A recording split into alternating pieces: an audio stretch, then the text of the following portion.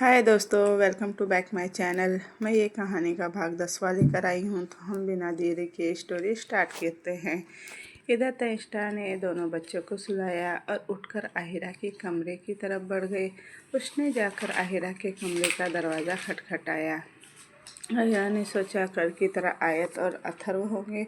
उसने जाकर दरवाज़ा खोला तो सामने तनिष्ठा थी। वह उसे इस टाइम यहाँ देखकर चौंकी और बोली, भाभी आप क्या हुआ? अब सोए नहीं अब तक? भाई से झगड़ा हुआ है क्या? नहीं, उनसे कोई झगड़ा नहीं हुआ मेरा, और मैं अभी तक अपने कमरे में गई ही नहीं। अथर्व और आयात के पास थी मैं, पर अब मुझे आपसे बात करनी है। आहिरा हिचकिचाते हुए बोली, मुझसे क्या बात करनी है? तनिष्का ने उसे देखा और बोली, पहले अंदर आ जाओ। आहिरा एक तरफ होते हुए बोली, आइए ना भाभी। तनिष्का अंदर आई और जाकर आराम से बैठते हुए बोली, अब बताइए क्या हुआ है आपको? आहिरा उसे हैरानी से देख रही थी। इस वक्त तो उसे देखकर ऐसा लग रहा था कि वो काफ़ी समझदार और मैच्योर है, और जो आहिरा की परेशानी सुनकर सॉल्व करने आई है। आहिरा ने उसे देखा और बात बनाते हुए बोली, ऐसा कुछ भी नहीं है भाभी, वह बस काम को लेकर टेंशन है। तनिष्का ने बीच में ही उसकी बात काटी और बोली, जो सच है वह बताइए, बहाने बहुत बना लिया आपने।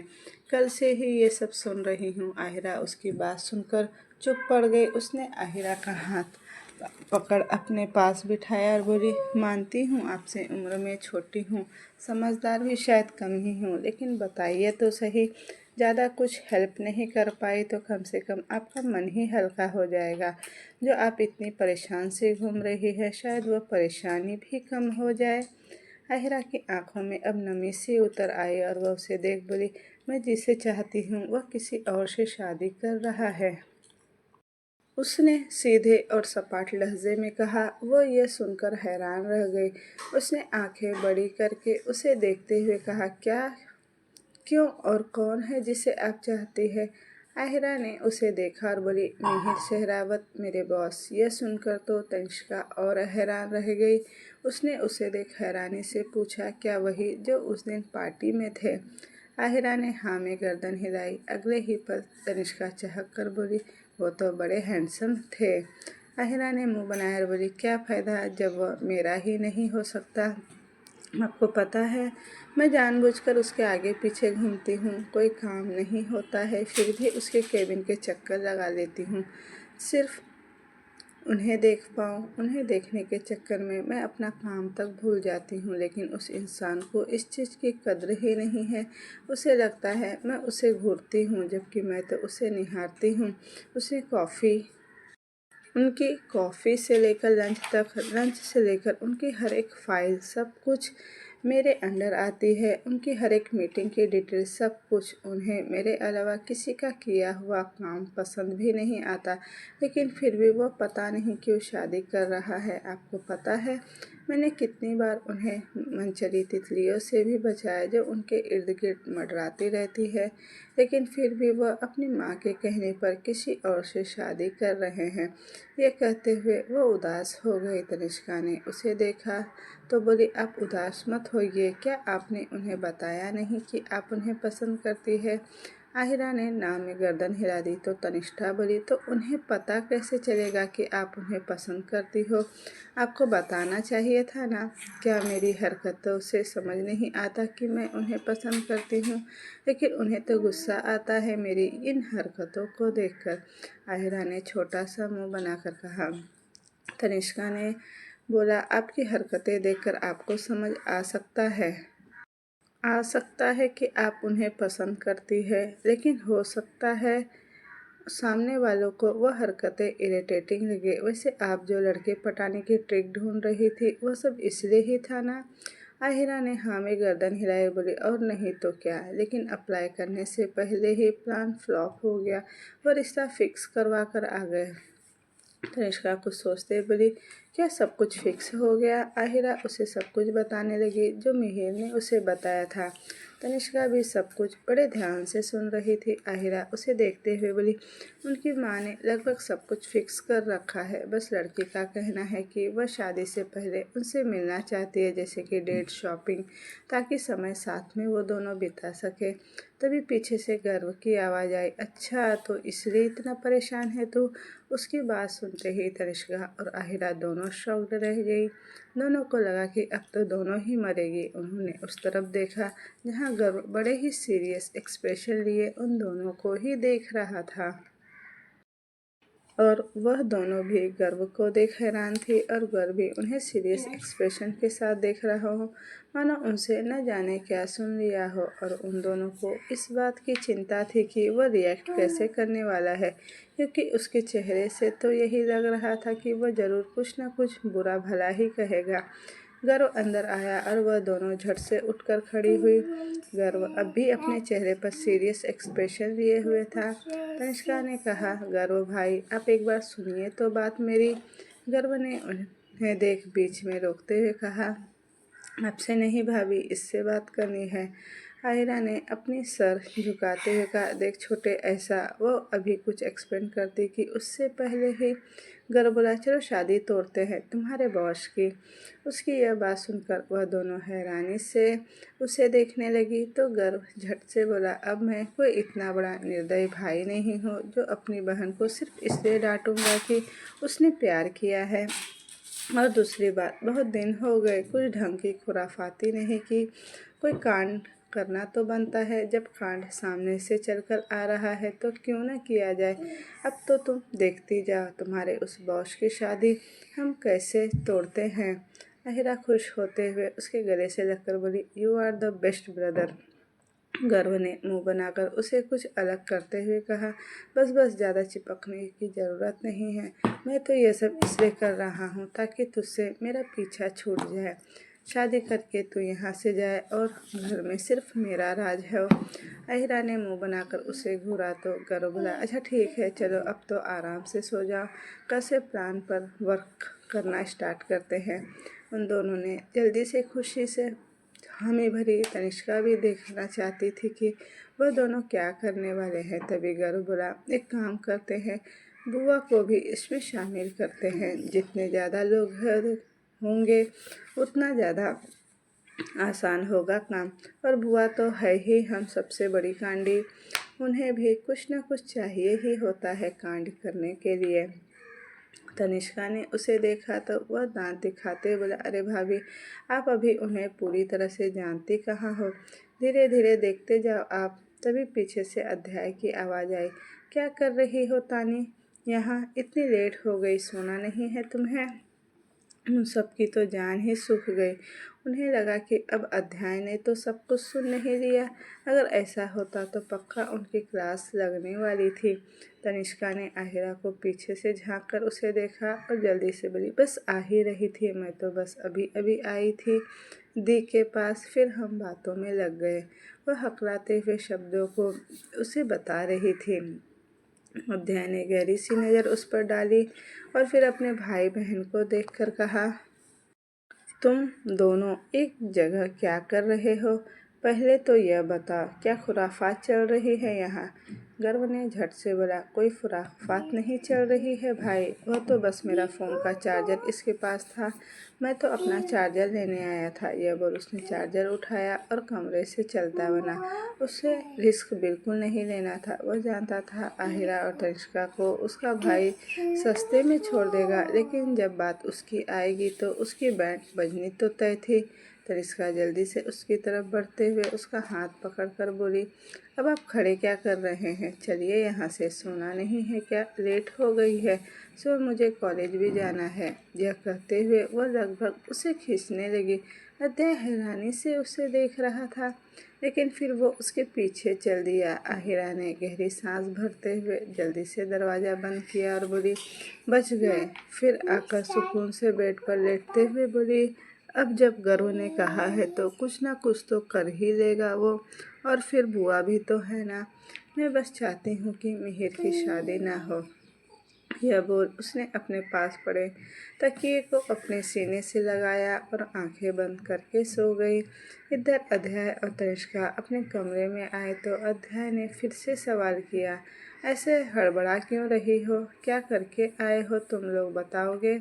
कुछ भी नहीं, बस मुझे नींद आने लगी है। मैं पहले अथर्व और आयात के पास थी ना।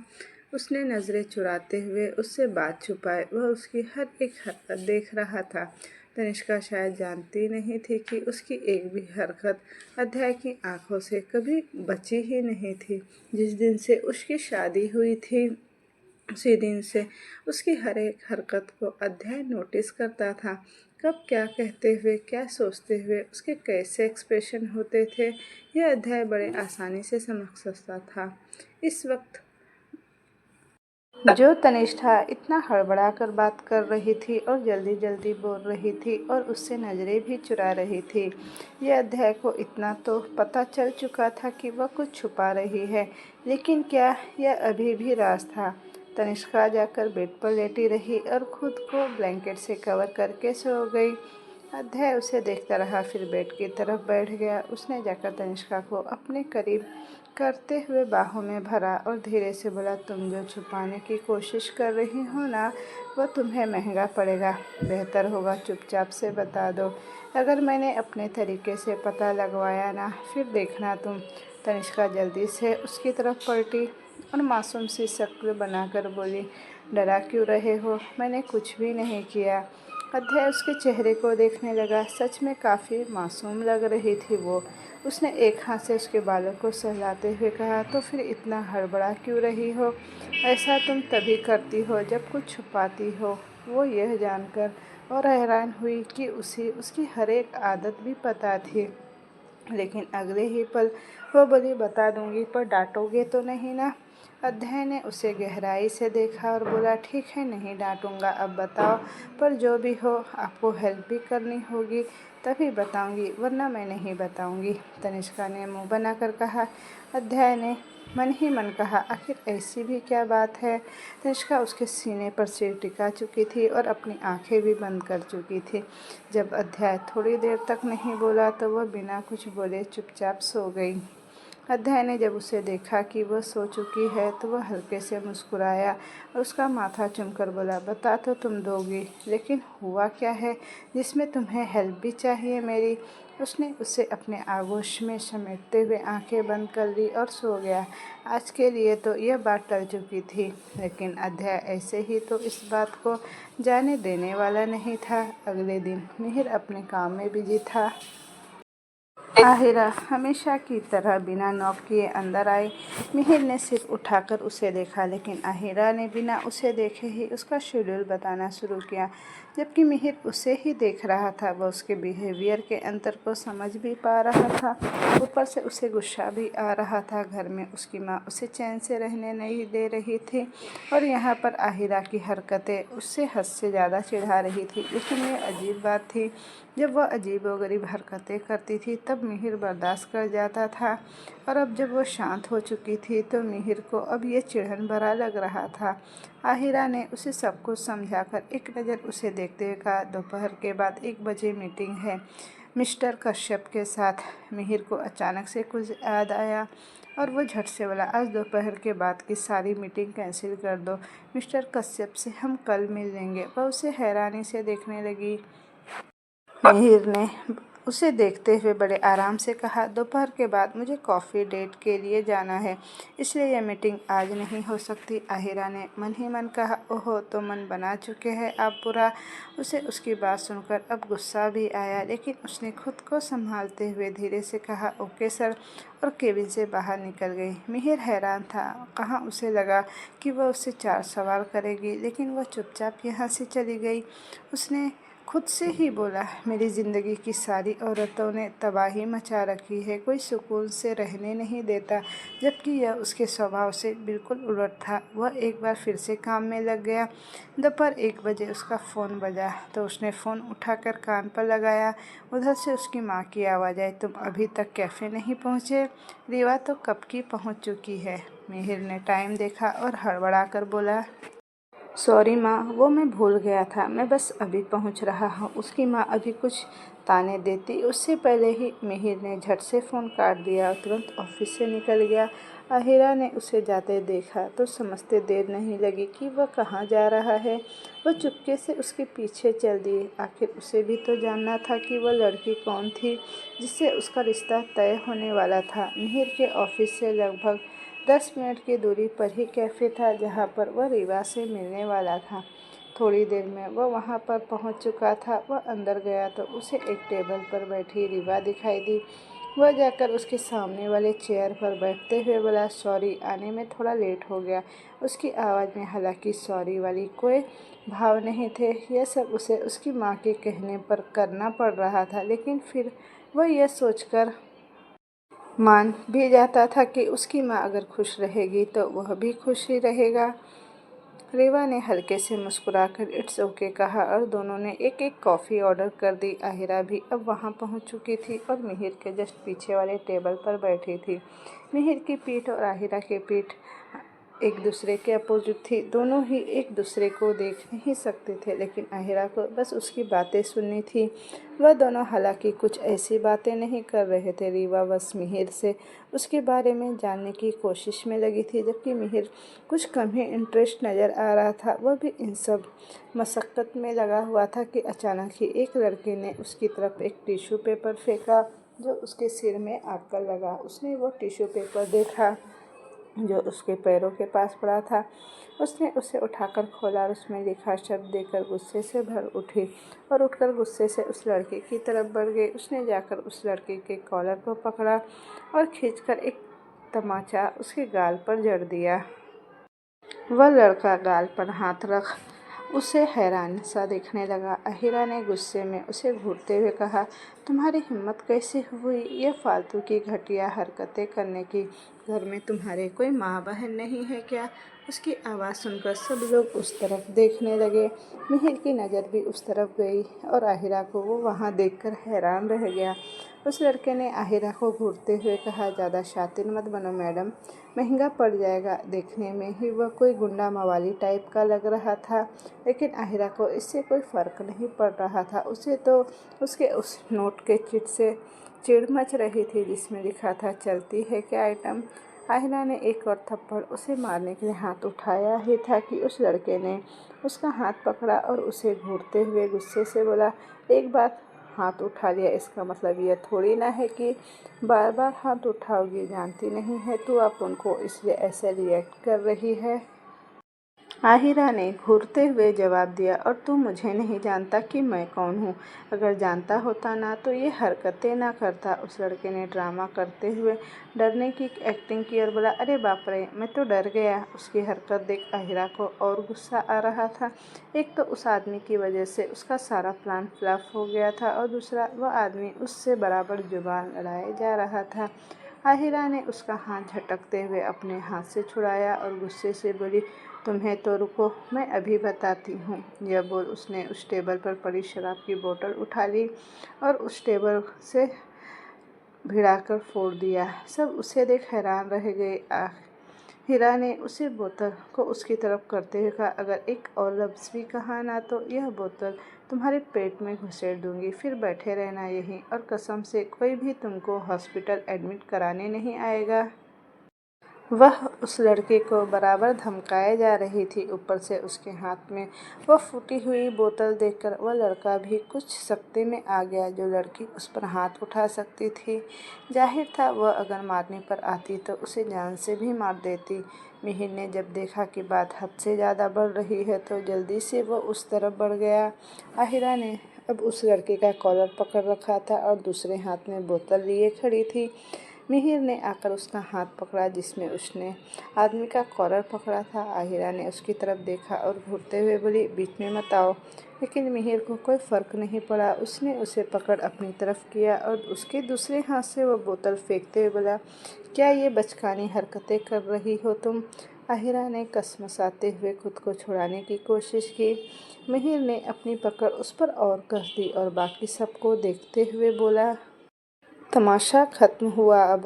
अपना अपना काम करो सब। उस आदमी ने मिहिर को देखकर बोला, भाई कहाँ से लाया है इस आइटम बॉम्ब को?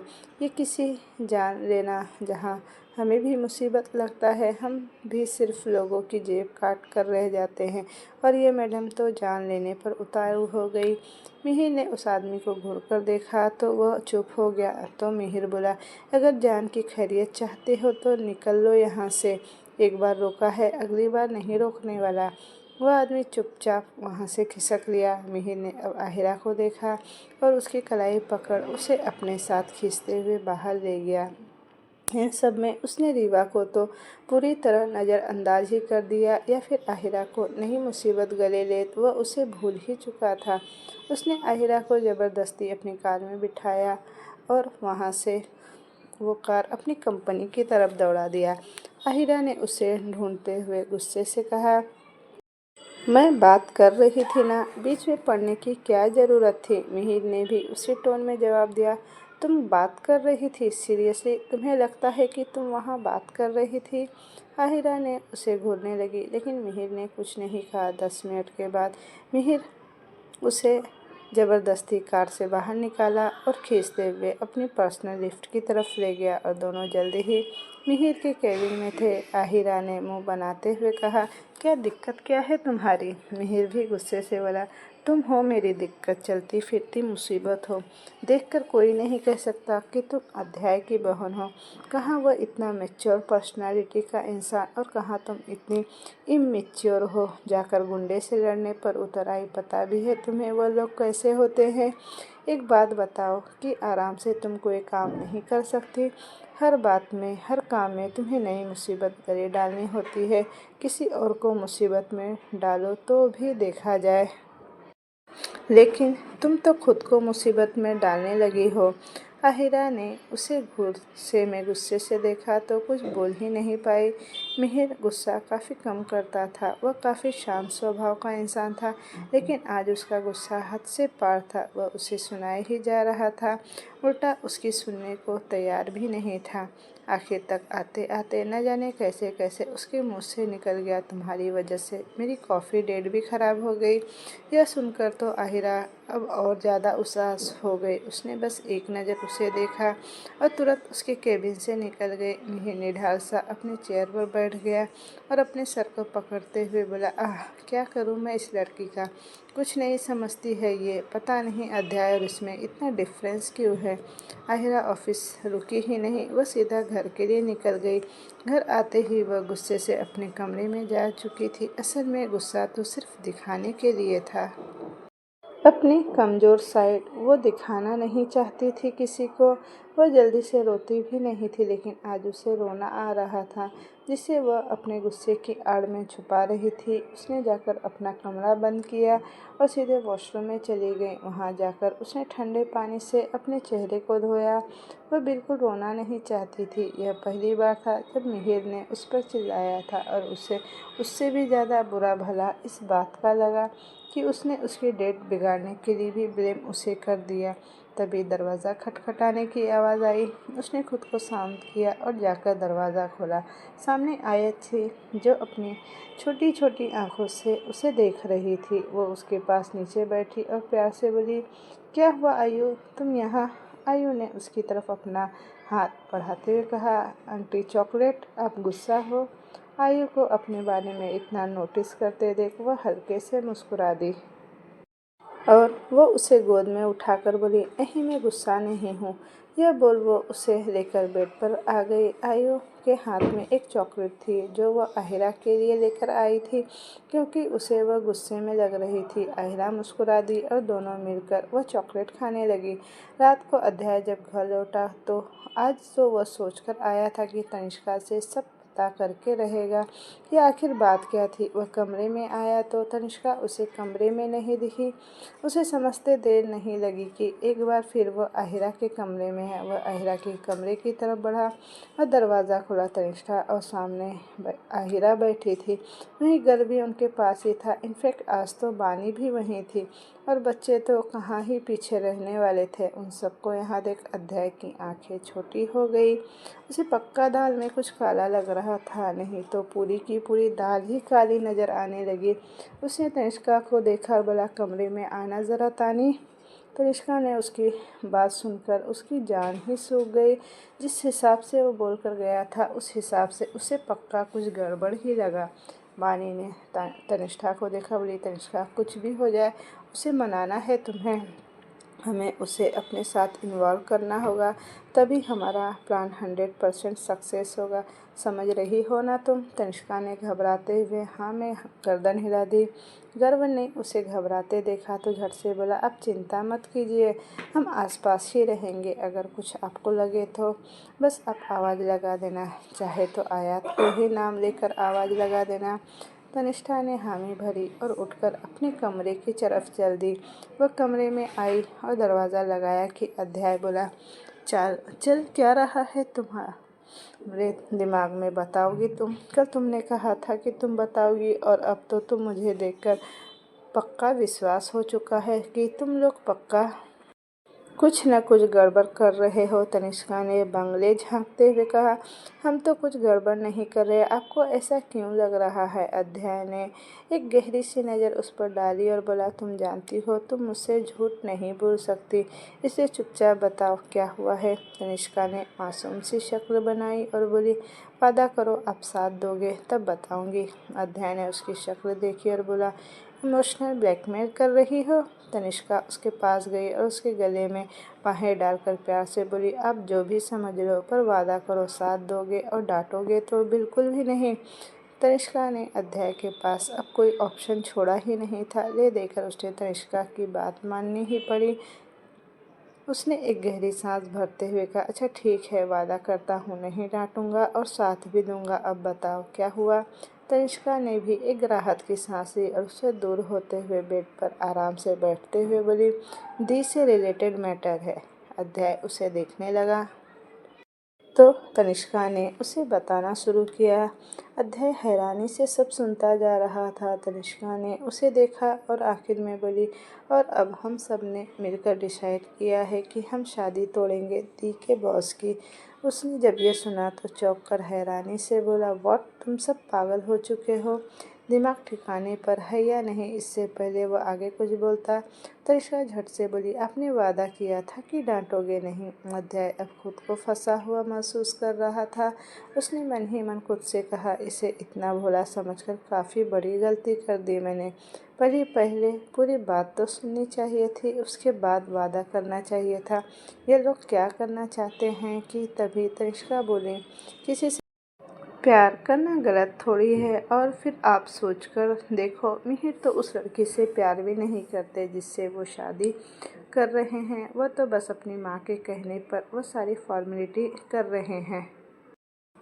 ऐसे में उनका क्या ही फ़ायदा, और दीद तो उनसे प्यार करती है ना। अध्याय उसको देखने लगा जो आहिरा की साइड ले रही थी, और उसके पास भी उसने कोई दूसरा ऑप्शन छोड़ा नहीं था।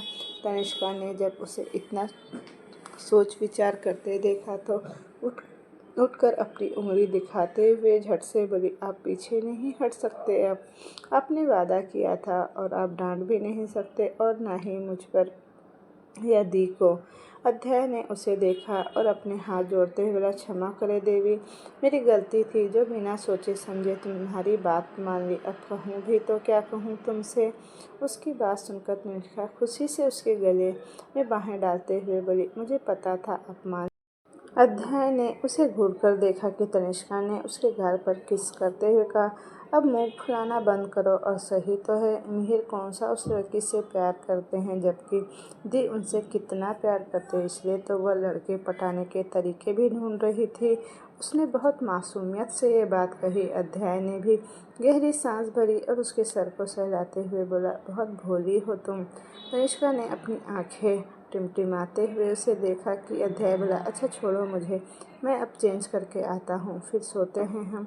तुम्हारा प्लान मैं कल सुनने वाला हूँ, आज रहने दो, आज तो मुझे यही हजम नहीं होने वाला कि तुम सब मिलकर इतना बड़ा कांड करने वाले हो, और अनफॉर्चुनेटली उसमें तुम लोगों ने मुझे भी इन्वॉल्व कर लिया। तनिष्का ने अपने दांत दिखाए और उसकी अलग होकर बोली। अध्याय तुरंत अपने कपड़े लेकर बाथरूम में फ्रेश होने चला गया।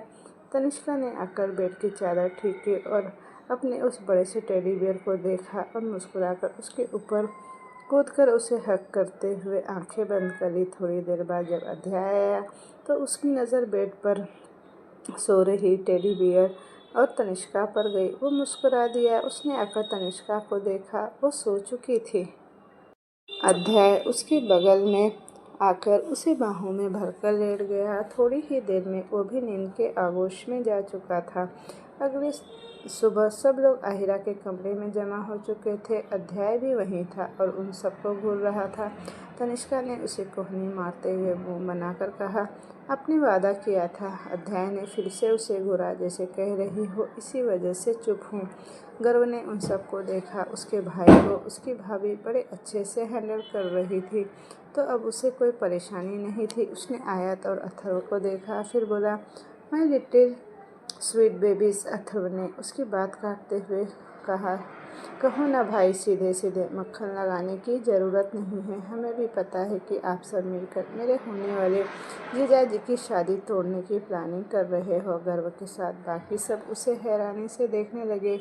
यह बच्चा इतना सा और समझ रहा था कि लोग क्या क्या करने वाले हैं। और एक मिनट उसने मिहिर को क्या कहा, होने वाले जीजाजी। आहिरा ने जब ये सुना तो उसके दिल में तितलियाँ ही उड़ने लगी। उसने अथर्व की बड़ाई लेते हुए कहा, हाय मेरा प्यारा सा भाई, कितना प्यारा है और कितना समझदार भी। अथर्व ने जब उसकी ओवर एक्टिंग करते देखा तो मुंह बना लिया। गर्व ने आयत और अथर्व को देखा और उन्हें कुछ समझाया। दोनों बड़े ध्यान से उसकी बातें सुन रहे थे और अध्याय हैरानी से अपने छोटे भाई को देख रहा था, जो अपने खुराफाती आइडियाज़ में उन छोटे छोटे बच्चों तक को इन्वॉल्व कर रहा था। उसने उसे रोकने की कोशिश की, लेकिन तनिष्का ने उसे घूरकर चुप करवा दिया।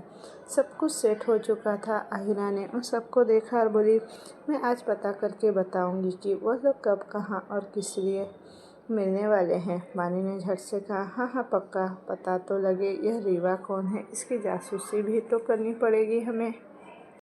एक काम करते हैं, आज इसकी जासूसी ही कर लेते हैं। अब जब हम इसका नाम और शक्ल पता है तो इतना तो पता कर ही सकते हैं। क्यों अध्याय? वानी ने अध्याय को देखा। अचानक से अपना नाम लिए जाने पर वह हड़बड़ाया और बोला, कहाँ फंसा रहे हो आप सब लोग मुझे? वानी ने घूरते हुए कहा, तुमने ही हाँ किया था। अध्याय ने गहरी सांस ली और बोला, ठीक है, चलो यही कर लेते हैं। अब उसने जैसे ये कहा वह सब खुश होकर चिल्लाई, ये सब कुछ डिसाइड था। आहिरा ऑफिस के लिए निकल गई। वह जैसे ही ऑफिस में आई, हमेशा की तरह अपना टैब उठाकर मिहिर के केबिन में चली गई। उसने मिहिर को बिना कुछ कहे उसका शेड्यूल बताया। मिहिर एकटक उसे देखे जा रहा था। उसने जब उसे मॉर्निंग विश करते हुए भी नहीं सुना तो बोल उठा, नाराज़ हो? आहिरा ने एक नज़र उसे देखा और बोली, बिल्कुल भी नहीं नाराज़, अपनों से हुआ करते हैं, आप तो मेरे बॉस हो। मिहिर ने उस जिद्दी लड़की को घूरकर देखा। आहिरा ने ज़बरदस्ती की स्माइल अपने फेस पर चिपकाते हुए कहा, सॉरी सर, पर अभी। तभी मिहिर का फ़ोन बज उठा और दोनों का ध्यान वहाँ से हटकर फ़ोन की तरफ चला गया। मिहिर ने फ़ोन उठाया तो उधर से उसकी माँ की आवाज़ आई, कल रीवा के साथ शॉपिंग मॉल चले जाना, उसे कुछ ख़रीदारी करनी है और तुम दोनों की डेट भी हो जाएगी और घुमाई भी हो जाएगी, एक दूसरे को जान भी लोगे। मिहिर ने कुछ चिढ़कर कहा, माँ आप कुछ भी मुझसे पूछकर नहीं कर सकते, मेरी मीटिंग्स भी होती है, मैं बिजनेस करने बैठा हूँ यहाँ पर, आपका जब मन करता है आप कुछ भी फिक्स करके फ़ोन कर देते हैं। उसकी बात सुनकर उसकी माँ ने उससे कहा, जो कर रही हूँ सही कर रही हूँ, तुम्हारे भरोसे रही तो हो गया सब कुछ। जो कहा है वह कान खोलकर सुन ले और चुपचाप से कल चले जाना, मुझे कुछ नहीं सुनना। यह बोलकर उन्होंने फ़ोन काट दिया।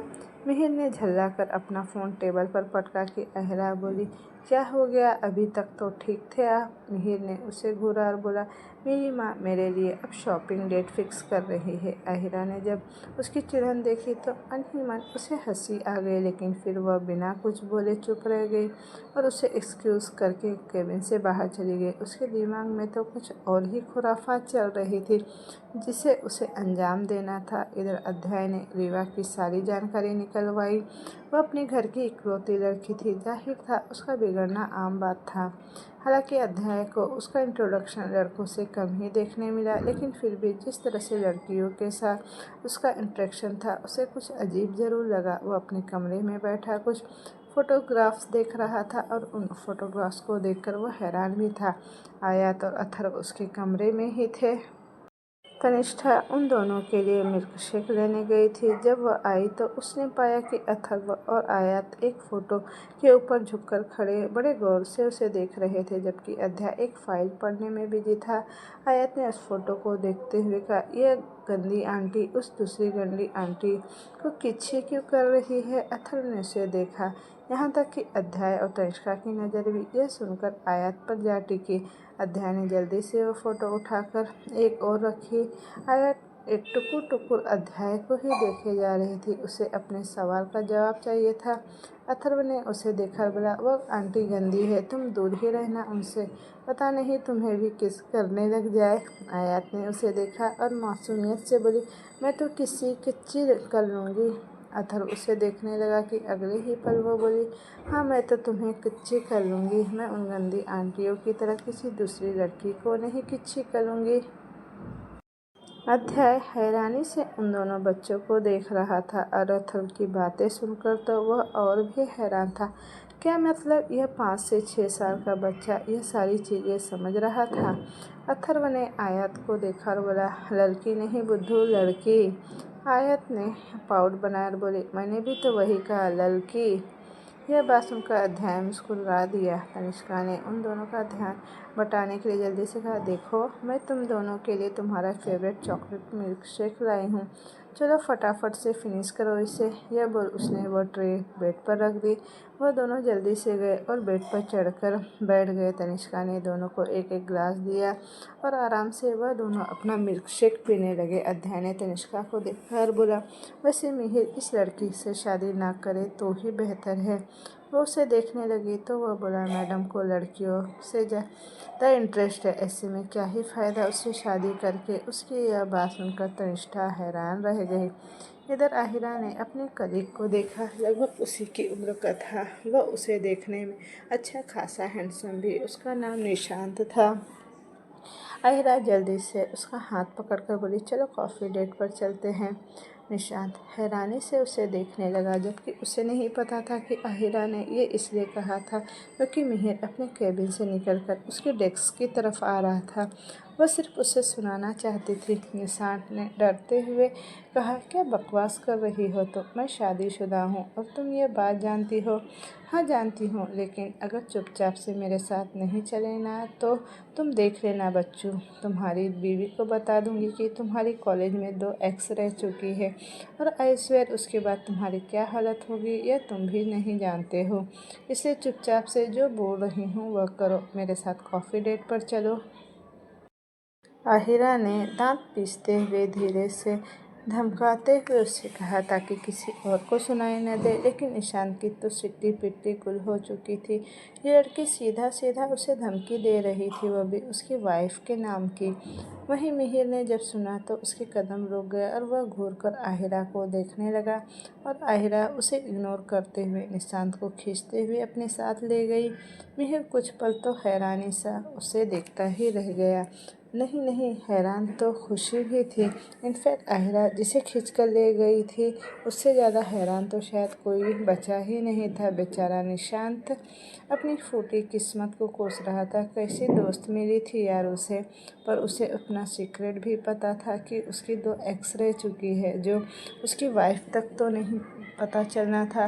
और आहिरा ने उसे धमकी दे दी थी, इसलिए उसके पास कोई और दूसरा ऑप्शन बचा नहीं था सिवाय आहिरा की बात मानने के। मिहिर कुछ पल तो उसकी तरफ देखता रहा जहाँ से अभी अभी आहिरा निशांत के साथ निकली थी। उसे समझ नहीं आया अचानक से हुआ क्या। वह वापस अपनी केबिन की तरफ जाने मुड़ा, लेकिन कुछ सोचकर अचानक ही उसके कदम उन दोनों के पीछे बढ़ गए।